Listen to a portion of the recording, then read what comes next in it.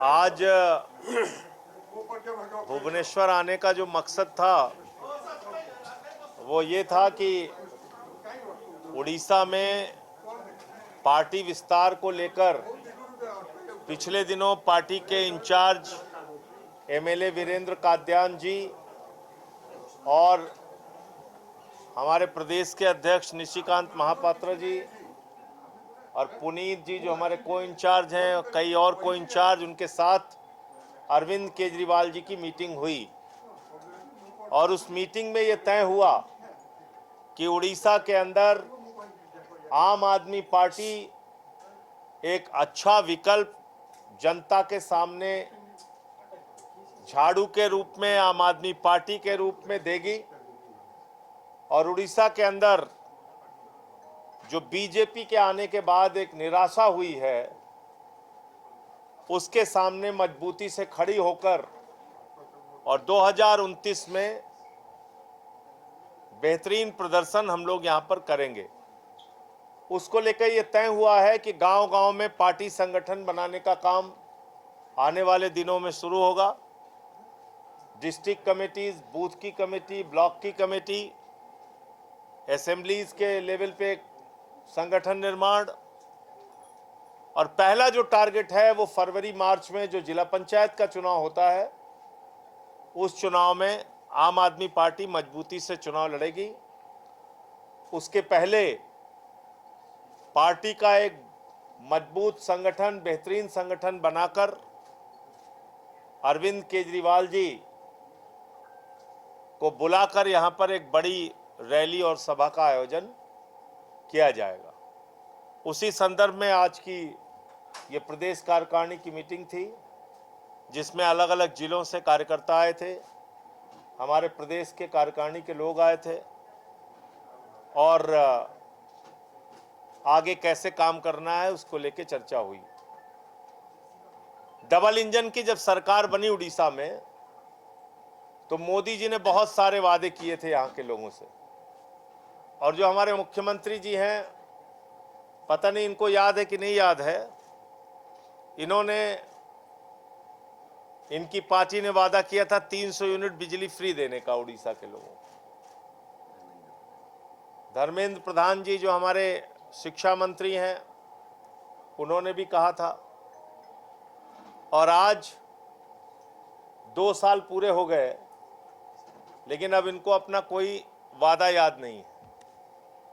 दूसरा क्या हो रहा है, स्कूल बनाना प्राथमिकता नहीं है, अस्पताल बनाना प्राथमिकता नहीं है, यहां पे प्राथमिकता हो गई है मॉब लिंचिंग करना, टारगेट कर करके लोगों के साथ मारपीट करना, मारना, हत्या कर देना, जिसके लिए उड़ीसा कभी भी नहीं जाना गया। उड़ीसा की पहचान कभी भी हिंसा के रूप में नहीं हुई, दंगे फसाद, लड़ाई झगड़े, मॉब लिंचिंग के रूप में नहीं हुई। आज उड़ीसा को बदनाम करने का काम बीजेपी का शासन कर रहा है। 4 महीने तक जीतू मुंडा को अपने बहन का मृत्यु प्रमाण पत्र बनाने के लिए भटकना पड़ता है और बाद में बहन का कंकाल लेके वो बैंक के सामने पहुंच जाता है।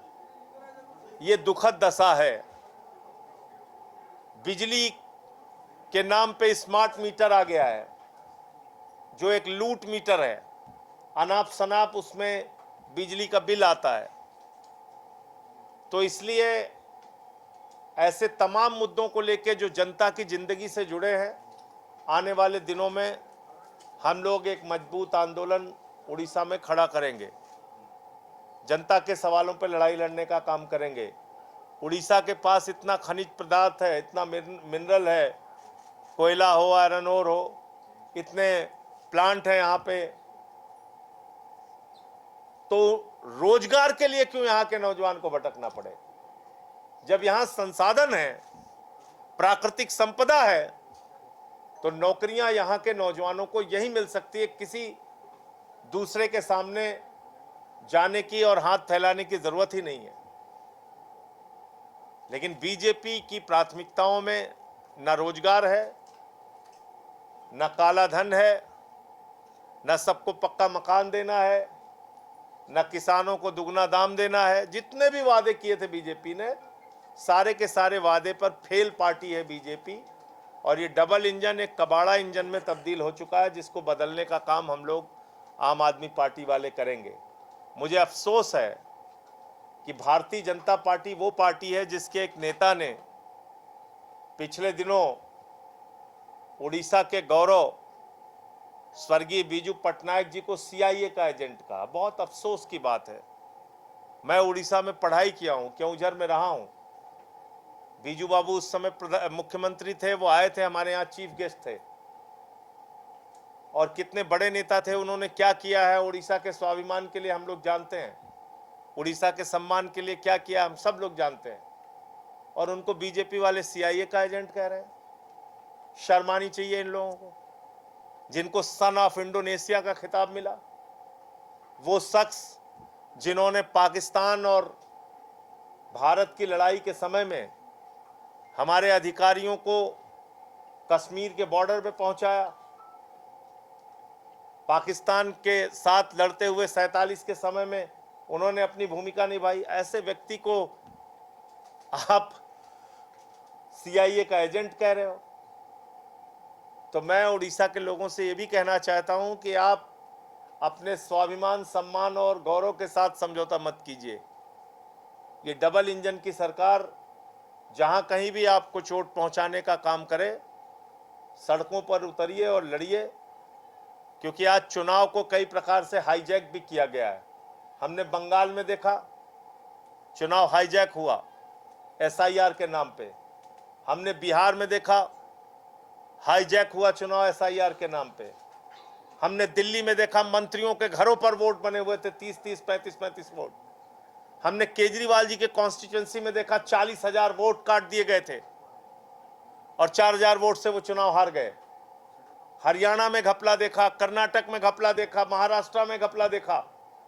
आज चुनाव की प्रक्रिया को निष्पक्ष करने की भी लड़ाई लड़नी पड़ेगी, क्योंकि उड़ीसा में भी एसआईआर शुरू हो गया है और यहां पर भी वही खेल चलेगा। टारगेट कर करके लोगों के वोट काटे जाएंगे। जो बीजेपी वाला है उसका वोट बचा रहेगा, जो बीजेपी वाला नहीं है उसका वोट काटा जाएगा। तो इससे भी सावधान रहने की जरूरत है। अभी देश के सामने महंगाई का एक गंभीर संकट खड़ा है। प्रधानमंत्री ने उपदेश दिया कि आप डीजल पेट्रोल इस्तेमाल करना कम कर दीजिए, गैस इस्तेमाल करना कम कर दीजिए, वर्क फ्रॉम होम करिए, विदेशों की यात्रा ना करिए, सोना ना खरीदिए, खाद ना खरीदिए। तमाम सलाह उन्होंने दे दी और सलाह देने के बाद हवाई जहाज से उड़े और चले गए, रोड शो भी किया और विदेशों की यात्रा भी घूम घूम के की। उनकी चिंता देश में महंगाई कैसे कम हो इसकी नहीं है। और ये बात मैं पत्रकार बंधुओं पूरी जिम्मेदारी से कह रहा हूं। क्यों कह रहा हूं, 1 मिनट में मैं समझाता हूं। भारत ने 1,32,000 करोड़ रुपए का कच्चा तेल विदेशों से इंपोर्ट किया, आयात किया, 1,32,000 करोड़ का। और जिस समय पूरा देश लाइन में खड़ा है, जिस समय लोग डीजल पेट्रोल के लिए मर रहे हैं, ऐसे समय में 52,000 करोड़ का पेट्रोल डीजल हमने हिंदुस्तान से बाहर एक्सपोर्ट कर दिया। आप बताइए देश कहां है, देश के लोगों की पीड़ा कहां है, महंगाई कैसे कम होगी देश में। ईरान जो आपको रुपए में तेल देता था, सस्ता तेल देता था, आप अमेरिका के प्रतिबंध लगाने के कारण ईरान से सस्ता तेल नहीं खरीद पा रहे। आपने रूस से अपने कॉन्ट्रैक्ट को बार बार बदला अमेरिका के डर से। भाई अमेरिका ने तो प्रतिबंध ईरान के ऊपर लगा रखा है, फिर भी चीन खरीद रहा है ना। आप क्यों नहीं खरीद पा रहे हैं? आप देश को क्यों महंगाई की आग में झोंके हुए प्रधानमंत्री जी? इसका कोई जवाब प्रधानमंत्री के पास नहीं है। इसलिए देश में महंगाई आई नहीं है, महंगाई मोदी के द्वारा लाई गई है। आपको सस्ता तेल खरीदना है, ईरान से खरीदिए, रूस से खरीदिए, अरब के देशों से खरीदिए। आप अमेरिका के दबाव में वेनेजुला से तेल खरीद रहे हैं। वेनेजुला से कितना मोटा कच्चा तेल वहां से आता है, उसको हिंदुस्तान में रिफाइन करने के लिए भी 1-2 रिफाइनरी है, बाकी रिफाइनरी नहीं है। आप ऐसा तेल वेनेजुला से खरीद रहे हैं, कितने दिन में आता है? 56 दिन में। रूस से कितने दिन में आता है? 25 दिन में। ईरान से कितने दिन में आता है? 7 दिन में। आप 56 दिन से जहां 56 दिन के बाद जो आपकी जरूरत पूरी कर पाएगा उस देश से आप तेल मंगा रहे हैं। आप अमेरिका से तेल खरीद रहे हैं, 50 दिन में अमेरिका से आता है तेल। तो इसका मतलब देश को आप जानबूझ के संकट में डाल रहे हैं, क्योंकि ट्रंप आपको डांट देता है। ट्रंप से आप डरे हुए हैं। भारत की स्वाधीनता को, भारत की जो आत्मनिर्भरता को गिरवी मत रखिए प्रधानमंत्री जी। आज मार्को रूबियो आया है, अमेरिका का विदेश मंत्री, वो कह रहा है वेनेजुएला का राष्ट्रपति हिंदुस्तान आएगा। भारत सरकार ने इसकी पुष्टि नहीं की, वेनेजुएला के सरकार ने भी इसकी पुष्टि नहीं की। अमेरिका का विदेश मंत्री बता रहा है वेनेजुएला का राष्ट्रपति आएगा दौरा करने। तो इसका मतलब हमारी सारी नीतियां अमेरिका में बन रही हैं क्या? और मोदी ये गोटे प्रस्तुति बैठक थिला पंचायत और म्युनिसिपालिटी निर्वाचन ओडिशा रे संगठन को मजबूत करिया पई आपण माने समस्ते जानिचंदी पार्टी राष्ट्रीय अध्यक्ष अरविंद केजरीवाल वर्तमान घोषणा करचंती जे ओडिशा रे आम आदमी पार्टी मजबूतीर सहित निर्वाचन लड़िबा और संगठन तैयारी करिवो। जो परि भावरे अतीत कथा आपण पचाउथिले पार्टी को नेकी से पर्यंत कोटी ना कोटी पार्टी राष्ट्रीय रणनीति ओडिशा स्थान पाई पार नथिला। वर्तमान जेहेतु पार्टी निष्पत्ति नहीं जे जो किसी राज्य रे मजबूतीर सहित लड़ा हे ता भीतर ओडिशा अन्यतम।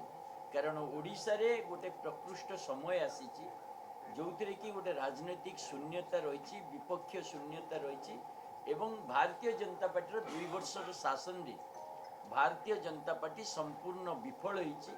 लोक माने हताश होईचंदी। जो माने परिवर्तन पाई भोट देइथिले से माने वर्तमान ठकामीर शिकार होइतिबा भाबुचंदी। तेणु ए परिप्रेक्षी रे अरविंद केजरीवाल करे निष्पत्ति गोटे माइलस्टोन हबो आम आदमी पार्टी पाई आ ओडिशावासी पाई और ओडिशा रे परिवर्तन रो राजनीति पाई।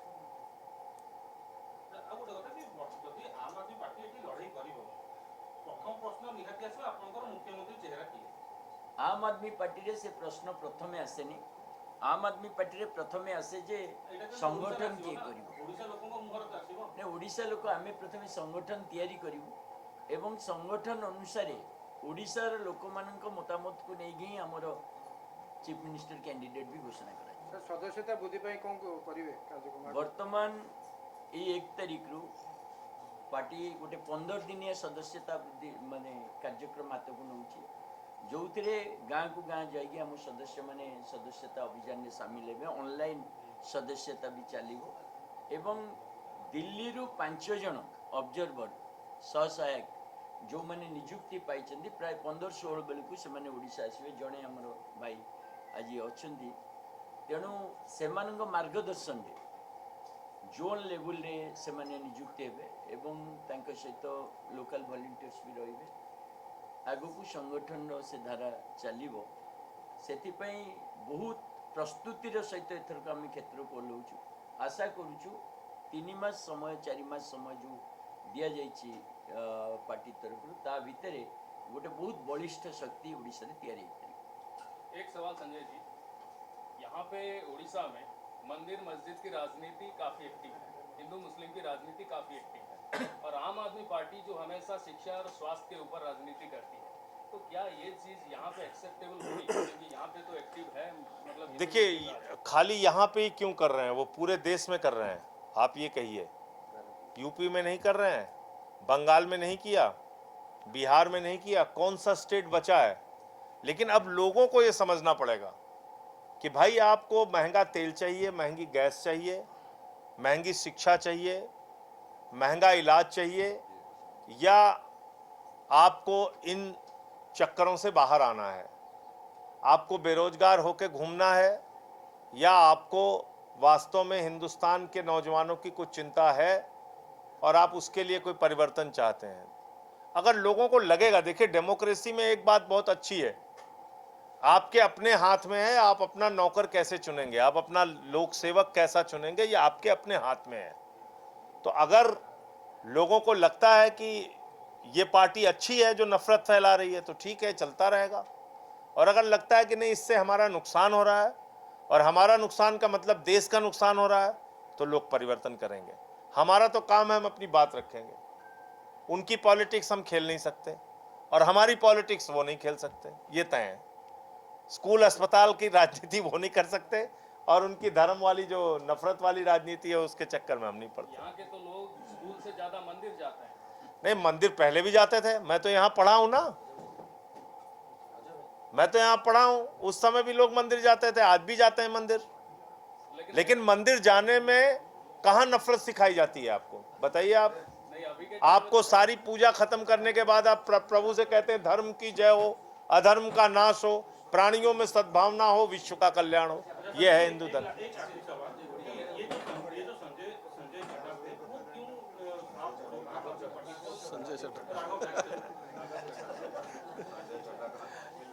देखिए, अब ये बात बहुत पुरानी हो गई, लेकिन मैं एक ही बात जानता हूं, जिसके अंदर हिम्मत होगी, हौसला होगा, ईडी सीबीआई की जांच झेलने की, यातना झेलने की शक्ति होगी, वो आम आदमी पार्टी में टिका रहेगा। आप मुझे बताइए, आज कोई भी बीजेपी से नहीं पूछ रहा है कि जिस अशोक मित्तल पे आपने एक सप्ताह के पहले छापा मारा और ये कहा कि नहीं साहब इन्होंने भ्रष्टाचार कर रखा है, उनको ही तुरंत अपनी पार्टी में आप ले लिया, बाकी जो और लोग थे उनको डरा दिया। तो इसी तरीके से इन लोगों के ऊपर दबाव बनाया गया और अपनी पार्टी में बीजेपी ने शामिल कर लिया। ऐसे ही पूरे देश में बीजेपी कर रही है, अलग अलग जगहों पे, चाहे शिवसेना तोड़ने की बात हो, चाहे एनसीपी तोड़ने की बात हो, चाहे बीएसपी और अकाली दल को खत्म करने की बात हो। यानी कि राघव जी दबाव से आगे चले गए। वो पूरा ग्रुप आप देखिए ना, उसमें सारे लोग गए, 7 लोग, राघव के साथ 7 लोग। 2029 ନିର୍ବାଚନ ପୂର୍ବରୁ ଗୋଟେ ଛୋଟିଆ ହଡଲ ଅଛି ଯେ ପଞ୍ଚାୟତ ନିର୍ବାଚନରେ ଜିଲ୍ଲା ପରିଷଦ ଭୂମିକାର ଯେ ପାର୍ଟି ଟିକେଟ ଧରନ୍ତି ଆମ୍ ଆଦମୀ ପାର୍ଟି କେତେ ସଂଖ୍ୟା ଧରିବ, 2 ଅଙ୍କ ବିଶିଷ୍ଟ ନା 1 ଅଙ୍କ ବିଶିଷ୍ଟ ରହିବ?